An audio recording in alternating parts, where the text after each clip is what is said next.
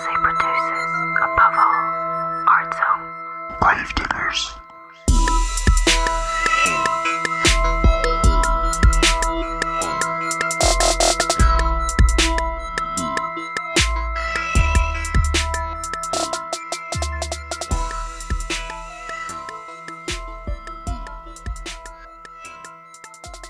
Hello. Hey everyone, it's Amr again. And it is Aaron. And we're Das Criminal and we're back for the first episode of August. So happy month of Augustus Caesar to everyone. And our Patreon subscribers will know that means you guys get a full-length bonus episode this week. Yeah, so brace yourselves because I think both episodes are very lighthearted and very enjoyable.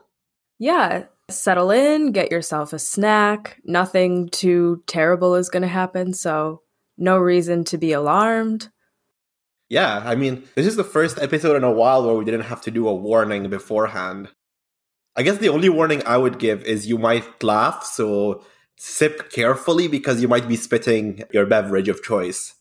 Yeah, also, there are mentions of Nazis, but they're not main characters, luckily.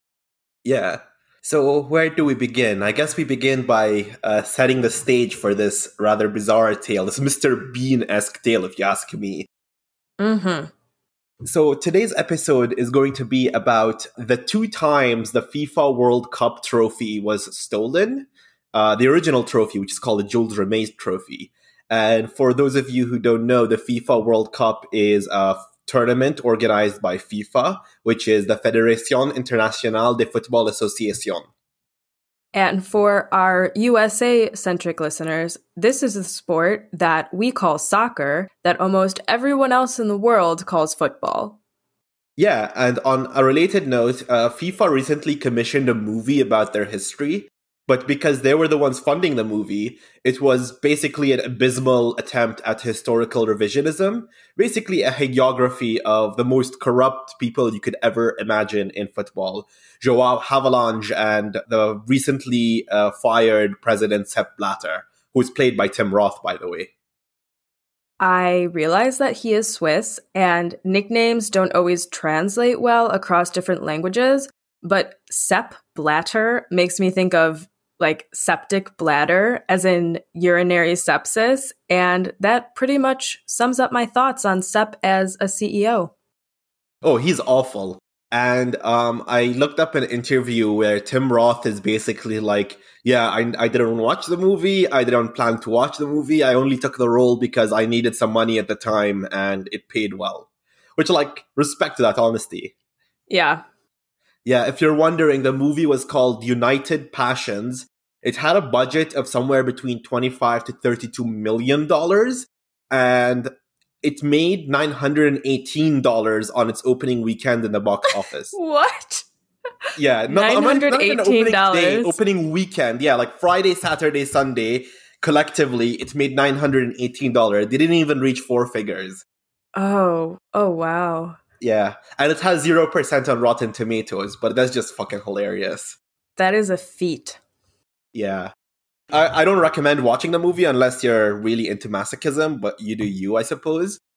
The World Cup itself, the actual event, the inaugural event was held in Uruguay in 1930, and it was won by Uruguay. And it's held every 4 years except for 1942 and 1946 due to, World War II happening.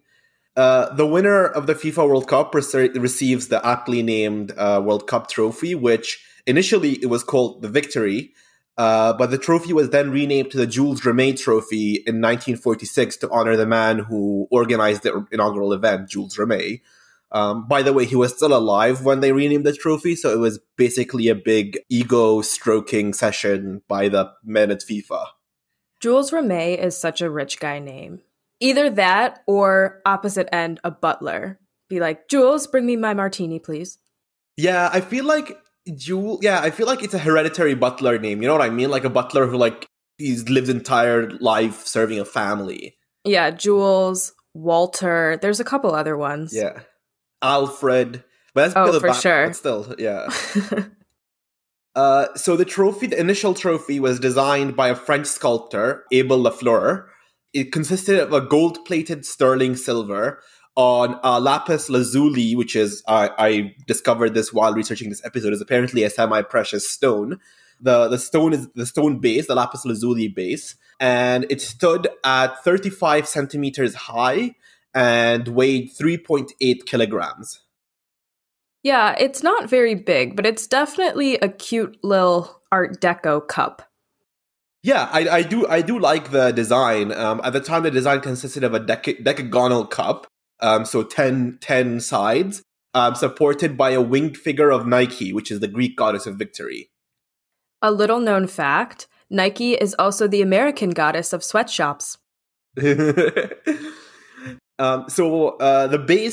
lapis lazuli base of the trophy was expanded in 1954 to allow for more winner inscription, because every winner gets their name inscripted and the year at the base. And interestingly enough, and this is a sort of fun fact, the trophy was held by the vice president of FIFA and the president of Italian Football Association, Ottorino Barassi, during World War II, because the World Cup before World War II was 1938 and Italy won it, so they were the reigning champions.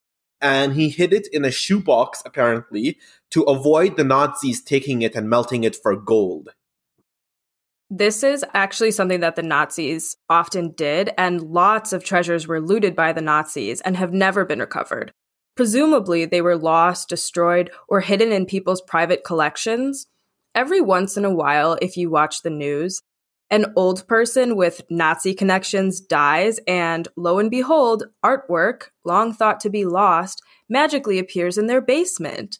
If you're ever in the mood to get lost in a Wikipedia rabbit hole, look up all the things that the Nazis stole from cultural institutions and Holocaust victims, and theories as to where these things might be.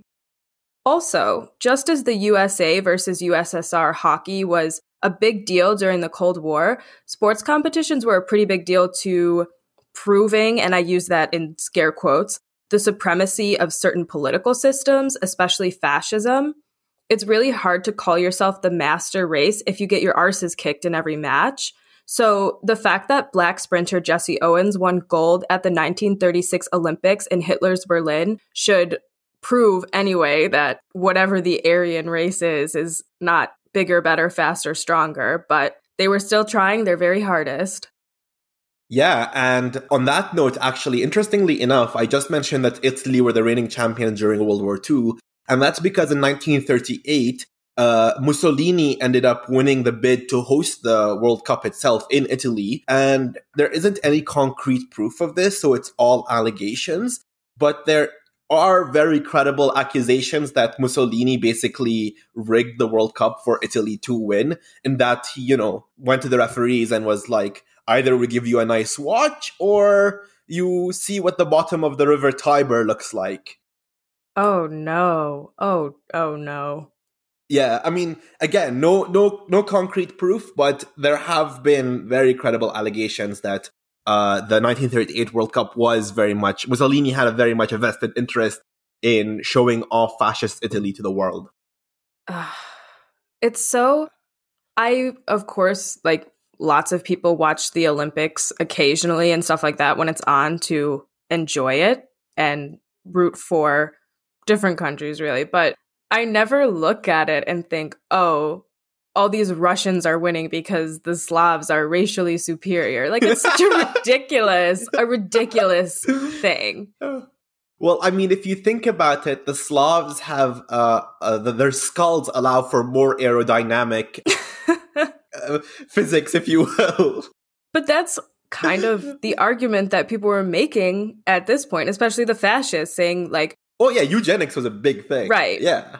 The other thing I wanted to say, and this is completely unrelated, it's very tangential, but on the topic of Nazis and gold, interestingly enough, when the Nazis ended up occupying Denmark, there were a couple of scientists whose name escaped me right now, but they were Nobel Prize winners, and they hid their Nobel Prize medals, which are made of solid gold, in liquid acid. So they melted the metal in a vat of acid, and then when the Nazis were defeated, they basically extracted the gold from the acid. The acid itself is I think it's a combination of hydrochloric and hydrofluoric acid, and the nickname for it is called aqua regia, which is, melted gold.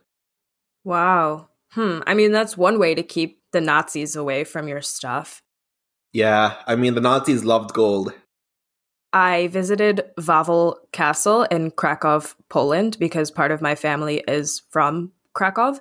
And unlike pretty much the rest of Poland, the Nazis didn't destroy Krakow because they made it their base in Poland. So they occupied Wawel Castle and therefore had no reason to bomb the castle. But they did plunder all of the art and gold and stuff inside, and most of it has never been recovered. And the Polish people are very unhappy about that. Oh yeah, I mean, like you said earlier, like I imagine every couple of years, some guy in Argentina named like Heinrich Mengel or something dies, and suddenly you have like a rare Picasso pop out of his fucking basement. Pretty much, yeah. And they took so much that the Polish people who are in charge of, taking care of Wawel Castle don't even know exactly what was taken, because things like rugs, you wouldn't exactly keep track of those, but the Nazis stole them. Yeah. I mean, the Iraqis did the same thing in Kuwait, interestingly enough. I mean, it's interesting how, despite claiming to annex the land as part of the empire or country, everything is shipped to the core. There's no attempt to assimilate it into a larger coherent structure, if you will. And then the Americans looted Iraq, so full circle. Yeah, the circle of life. But to go back on track, I suppose, the World Cup, as we have discussed, the first time the World Cup trophy was stolen was in 1966. And in 1966, the World Cup was awarded, like the hosting rights of the World Cup were awarded to England and scheduled for June and July. Have you ever been to a World Cup game or event, Amr? A finals game, like the entire cup finals, no. But I went to a qualifier game between Bahrain and Iran a few years ago for the 2014 World Cup. That was interesting. Who won? Bahrain won 1-0, I believe. I've never been to a World Cup event. I've never been to an Olympics event either. Has the Olympics been hosted anywhere near us anytime recently? I don't think so. Well, the Winter Olympics were in Vancouver a couple years ago. Oh, right, yeah. And then the 1996 Olympics were in Atlanta, but I was like 6 months old, so... Yeah, I was... Yeah, so in 1966, the World Cup was hosted by England, and in preparation for that, in January of that year, FIFA transfers the trophy from the then holders Brazil to the English Football Association to keep, in preparation for the finals being held in the summer. And so the trophy was being held by the FA in their headquarters in Lancaster Gate under guard, except for very few occasions where the trophy was, allowed to be displayed to the public in various events and halls and so on. One such occasion was the Stampex exhibition, which was being held in March of 1966 and consists of Stanley Gibbons' company, Stampex, which apparently makes stamps, like, post stamps for those of us who are more technologically inclined. And they hold annual exhibitions, apparently. And at this particular time, they successfully requested the FA to borrow the trophy to display it as a sort of draw to the exhibition, which is held in Westminster Central Hall. The stamps on display were actually worth millions of pounds, far more than the trophy in terms of monetary value, and easier to conceal, obviously, because they were postage stamps. So the events that are about to happen must be pretty calculated. I don't even know the stamps can be valued that highly. I mean, there are stamps to me. I don't see the difference in stamps. They're collector's objects. So our story begins when the trophy was put in Westminster Central Hall as part of this annual exhibition, and these two uniformed police officers were kept there to watch the trophy 24/7, along with two plainclothes officers during the day and multiple guards that were like the building guards who were around, and they would do patrols.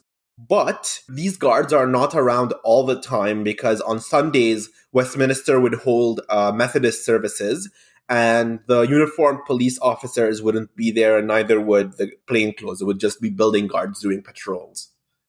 I want a church girl that go to church And steal her trophy. I mean, I do. Like, if any girl is listening and is into me, please steal the World Cup trophy from me. So, the Sunday, 20th of March, 1966, the guards begin, their noon circuit. They're patrolling, and they noticed that the trophy was missing at 12:10 p.m. They further noticed that the display case and the rear door of the building were both forced open.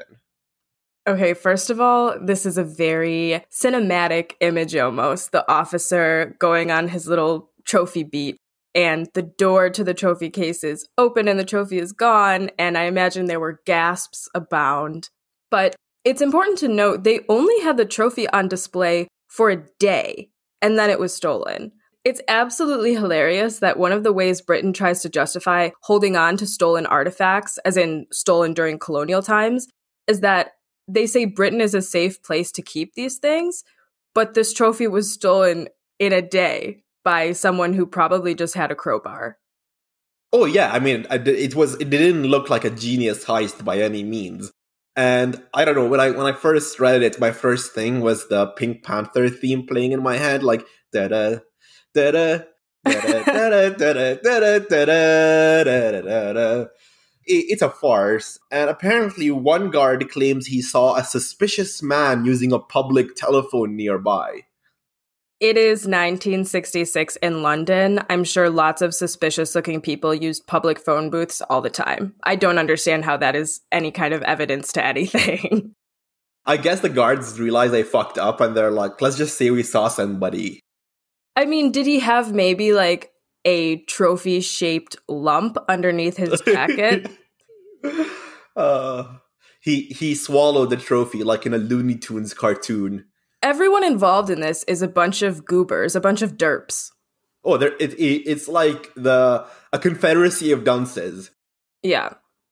And apparently, because this was, there was a Methodist church service being held, one of the churchgoers apparently noticed the man too, but her description is different from the guard's description. And, it being a trophy and worth a lot, presumably, you want your best and brightest to start investigating. And so Scotland Yard began an investigation into this theft. And the story ends up going public the next day, with newspapers issuing a description of two men that stole a trophy. And the descriptions in the newspapers match neither the guard's description nor the woman's description of the guys. Again, it's not particularly alarming to see men walking around near Westminster Abbey. It's an area with tons of tourists and people commuting and stuff like that. It's like if something were stolen from Times Square in New York City and a witness was like, yeah, I saw a suspicious-looking character hanging around. Like, no shit, you did! Yeah, and I don't know, part of me just keeps thinking, like, I imagine some really old, like, very xenophobic lady as, like, telling the cops, she's like, I saw a very suspicious man about, and they're like, madam, that man is just the Sikh attendant in this building. Right. But yeah, I mean, like, it's just very weird that, like, there's 4 different descriptions of 2 men that don't match each other at all. Yeah, because I think every description that they had was kind of bullshit, and they knew that. Yeah. I also, going back to our episode that we did about forensic science, apparently, like, those sketch artists and the descriptions and stuff, they're very inaccurate. They're very unreliable. Oh, I probably could pick my own brother out of a lineup of sketches like that. Neither can I. I can't pick, honestly, no offense to you, but I can't pick you out if they showed me, like, sketches. Thanks. I'll keep that in mind when I commit my crimes. Yeah, that's what I'm saying. I'm giving you a compliment. Like, you can commit crime and get away with it. I'm showing you my affection like that.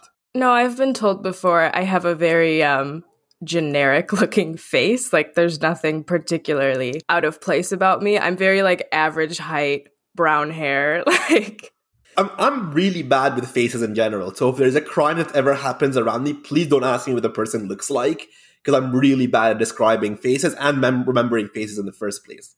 I cannot describe height and weight. If you told me to tell you anyone's height and weight, I'd say, that's tall, really interesting. athletic, I don't know. I'm Yeah. like that with height and weight, but also with things like distance. Like if you tell me like that place is like a mile away, it might as well be in like Antarctica for all I know. Yeah. So do not recruit Amr and I to be witnesses in your criminal investigation. We will fail you at every Or turn. thieves for that matter. Yeah. Really. So Monday, March 21st, it's been a day since the trophy has been disappeared, if you will.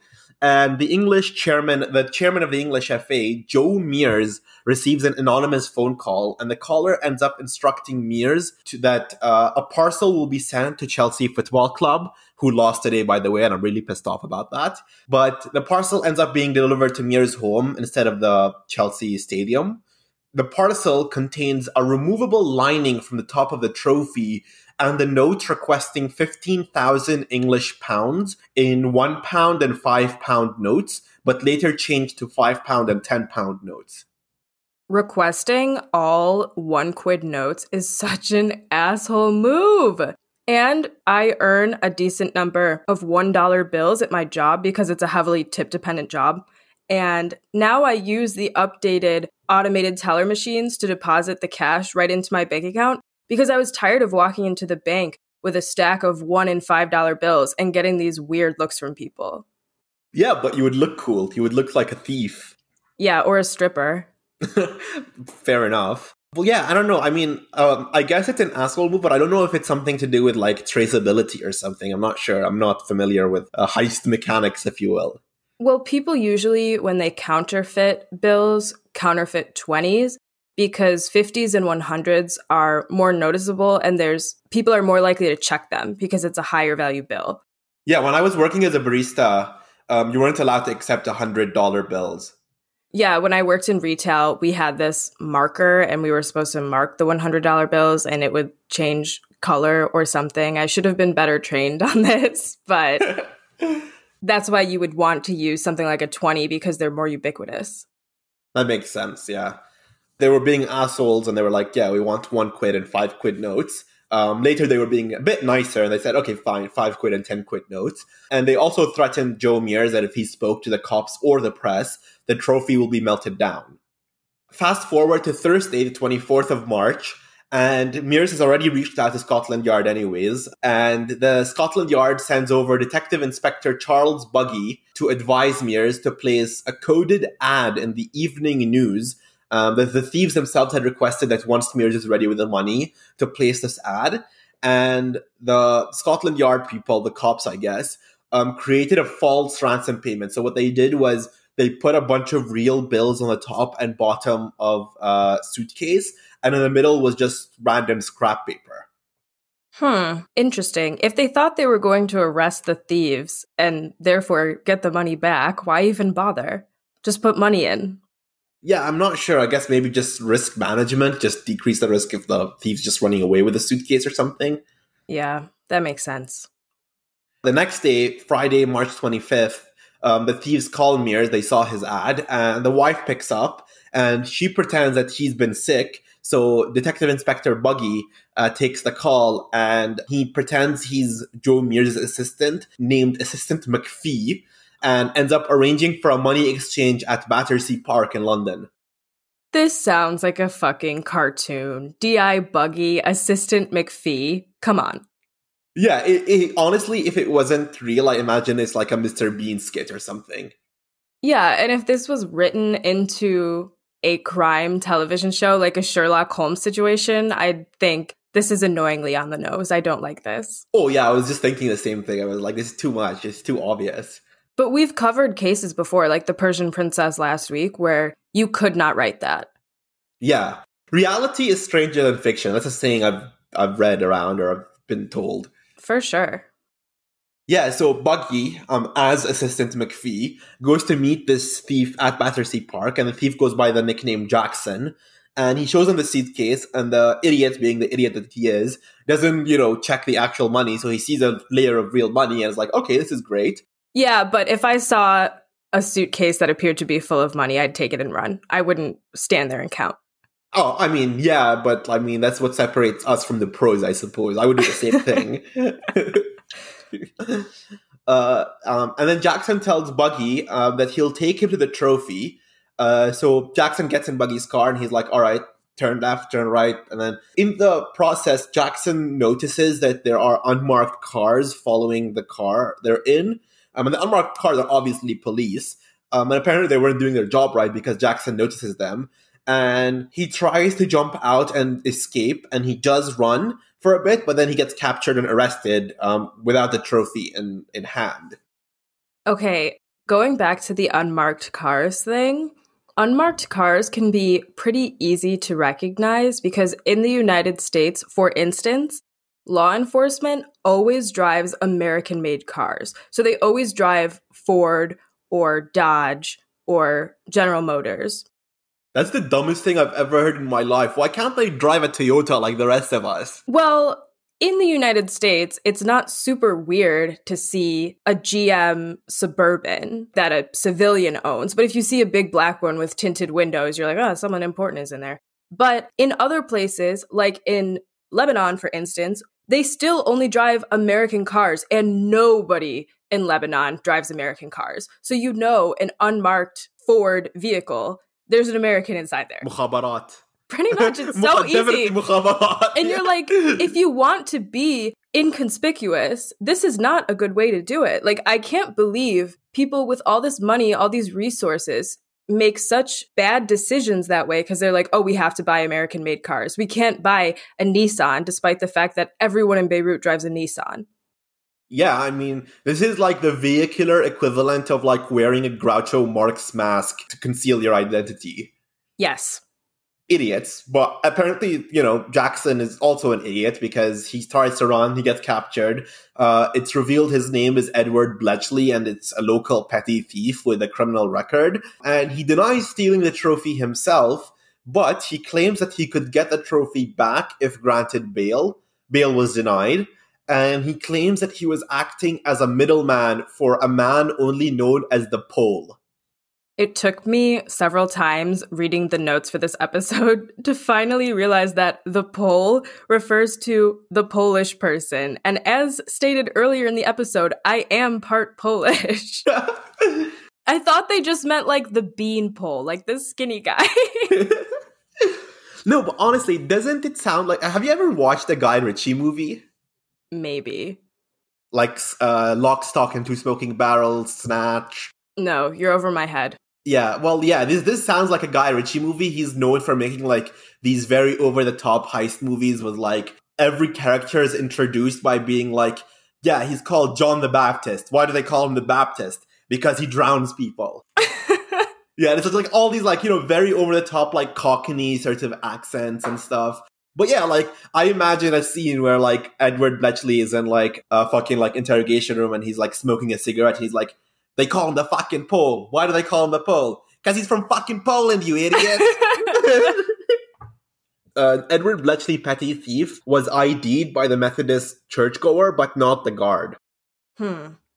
So, fast forward to Sunday, the 27th of March. It's been a week since the trophy has disappeared.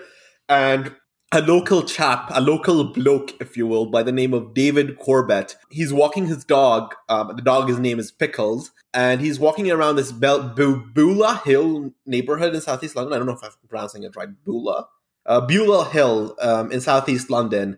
And Pickles, the intrepid hero of our story, sniffs a parcel lying beneath a hedge beside Corbett's house. And the parcel is of old newspapers wrapped by a string. So Corbett picks up the parcel because, at this time, it wasn't like you call a bomb squad. You pick up random objects and you inspect them yourself. And he unwraps the parcel and it is a trophy. So, ta-da! Amazing. He hands the trophy over to the local cops who send it to the Metropolitan Police. The Metropolitan Police, being idiots, initially suspect Corbett, but he ends up having an alibi. Also, why the fuck would you return the damn thing if you're actually stole it? Yeah, but it's like when someone is murdered, whoever finds the body is usually a pretty good suspect to start with. Why? That's such a dumb trope. I don't get it. Well, remember when we did the Gypsy Rose Blanchard case, how she wanted the body to be found, so they posted about it on Facebook? I don't know, because people do that kind of stuff, I guess. I suppose. I guess with Gypsy Rose, this was more like guilt and weird psychological thing going on. I don't know. At least this guy, I mean, you know what I found hilarious?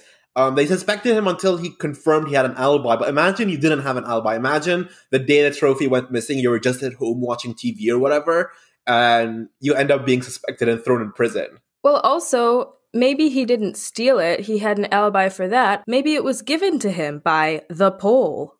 Yeah, maybe like these people realized they were way over their head and they're like, okay, I'm gonna give it to you and your dog can discover it and everyone is happy. It's possible, but I don't think Dave had anything to do with it. Yeah, Dave sounds like, and Pickles definitely didn't have anything to do with it. We were not accusing Pickles of conspiracy to commit crimes. Yeah, we would never do such a thing. Yeah, she's a good doggo. She's a good boy, smart dog. So Pickles and Corbett are celebrities. Pickles makes cameo appearances in film and television. A very smart dog, of course, but not as smart as Amer's pet parrot. Yeah, we've discussed this week. Apparently, Erin is really amazed that I had an African grey parrot growing up that could speak like basic phrases, including saying things like "Ana yu'an," which is "I'm hungry" in Arabic. So yeah. Parrots are really smart creatures. English and Arabic, people. It was a bilingual parrot. Oh, yeah. Yeah. The parrot could communicate in two languages. It like flapped around. The annoying thing about the parrot, by the way, I didn't tell you this in our text, but my mom would let it out of the cage and it would like, sort of amble around the house. Its wings were clipped, so it couldn't like fly a lot, but it could glide. And I remember it caused havoc by biting off the internet cables that connected the router to my room. And I had no internet for a fucking week because, yeah. That's so funny. Well, it's because its wings were clipped. It was a tortured bird. Yeah, I suppose. I mean, it was very pampered otherwise, besides the wings being clipped. I suppose wings clipping is the same as, like, neutering dogs. It's like a lot of birds, their wings are clipped to, like, allow them to, like, fly around indoors or, like, sort of waddle around. I don't know that much about the ethics of bird ownership, but I know that spaying your animals is considered a good thing to do, whereas declawing your cats is considered cruel. I don't have cats. Declawing is apparently very cruel, yeah. Yeah. So, yeah, the police keep the trophy until April 18th as part of their investigation. They return it to the English FA.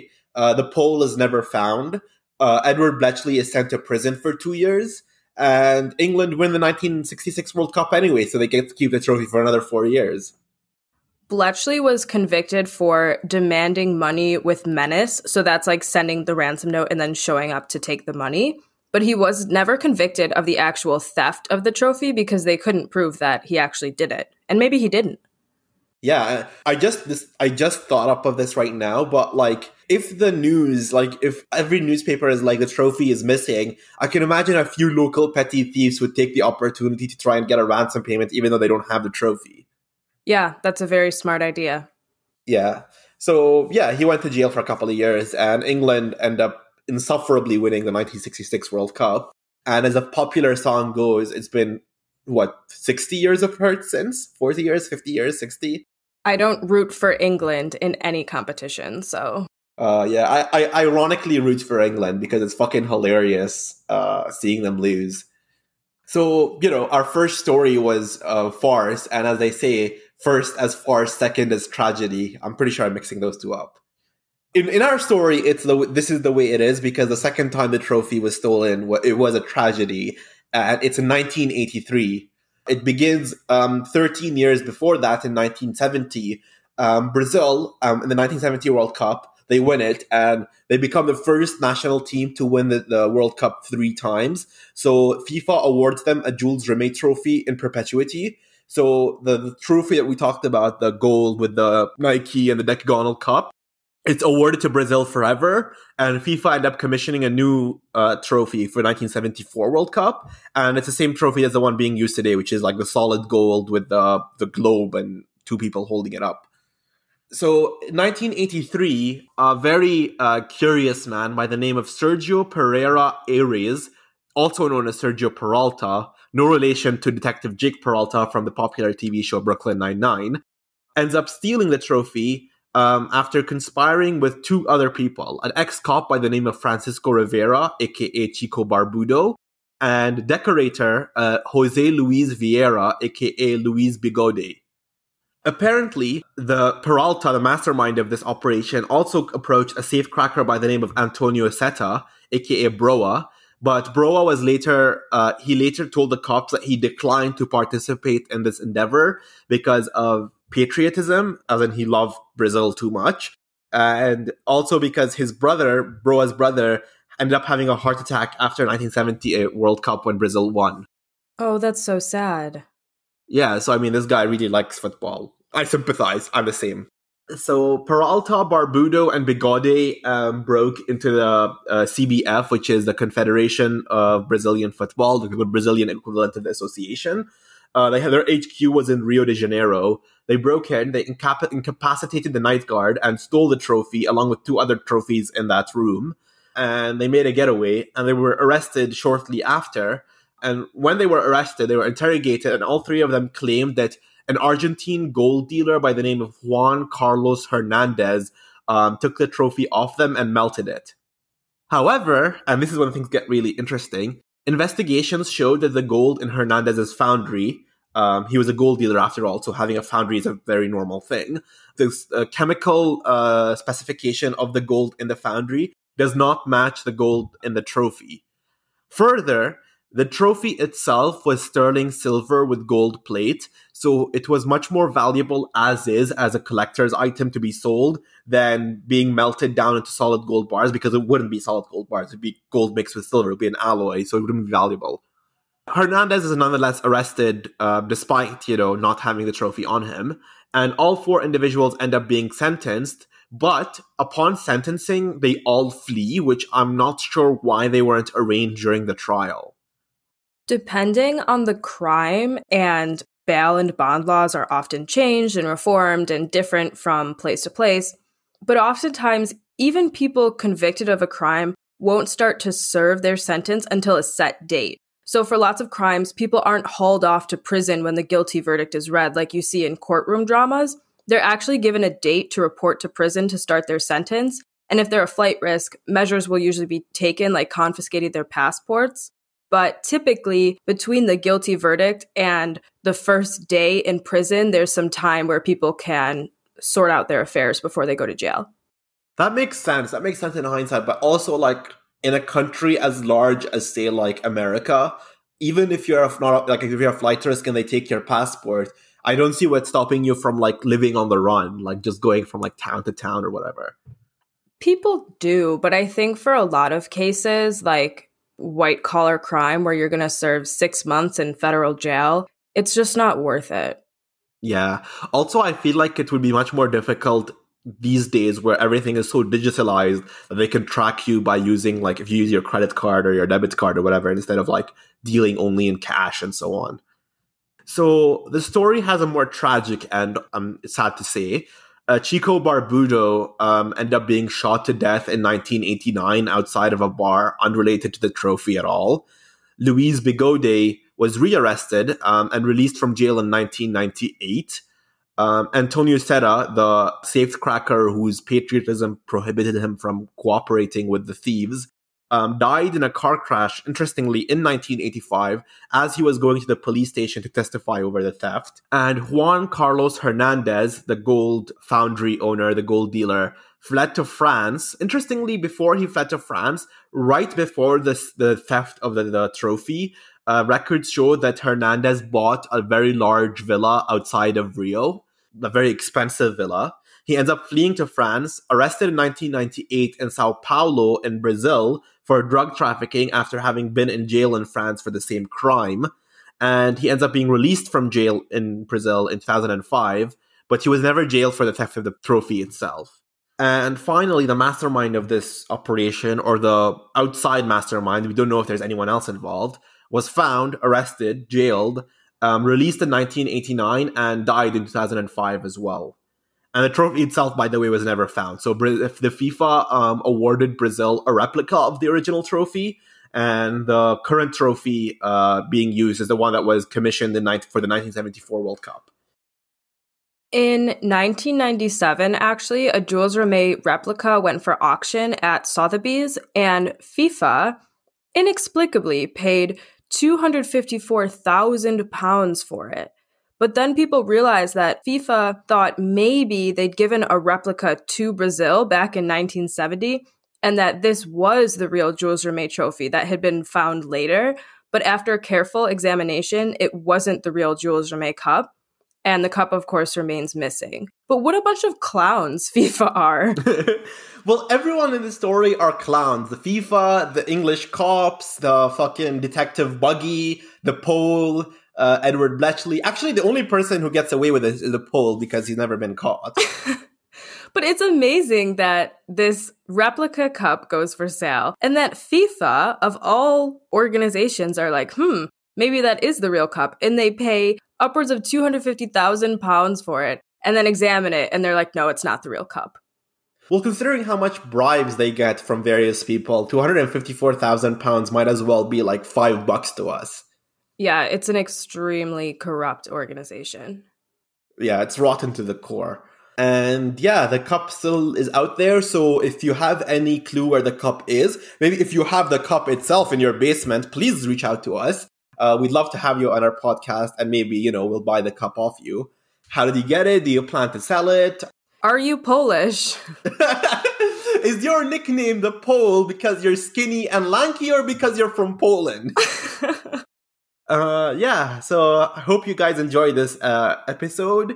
If you like what we're doing, please don't hesitate to support us at Patreon at www.patreon.com/dustcriminal. The link will be in the podcast description. And we have a bonus episode coming this week, so keep an eye out. Yes, we do. For our $10 and up Patreon subscribers, we have a full-length bonus episode that will come out Wednesday on the Max Headroom signal hijacking. So if that's something that is always interests you, please join us. Yeah, so until next time, everyone, adieu. Bye, guys.